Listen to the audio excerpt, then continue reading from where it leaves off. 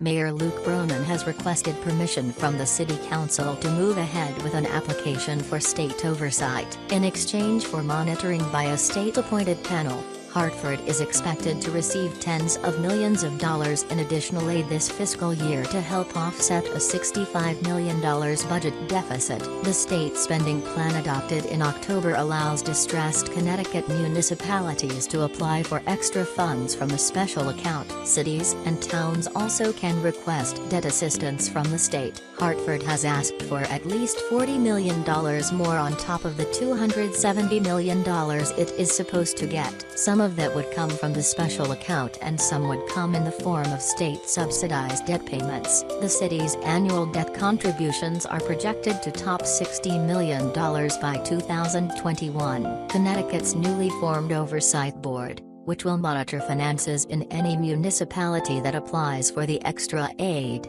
ranks cities based on their fiscal outlook. Tier 1 is the least serious, while a Tier 4 ranking is the most dire. Hartford would start out at a Tier 3. Under that status, the board must approve any new debt, may require the city or its school board to give notice of any contracts exceeding $100,000, and will monitor city budgets. The panel can also reject, as many as 2 times, each new labor contract and arbitration award. Council President Thomas T.J. Clark II said Friday that council members support the mayor's bid for oversight. While some had expressed reservation about it months ago, they are now focused on securing the additional state funds, he said. A vote on the proposal is expected Monday. Meanwhile, the State Oversight Board held its first meeting Friday. 8 people have been appointed to the 11-member panel. More are expected to follow. Members are Thomas Hamilton, Chief Financial Officer of Norwalk Public Schools,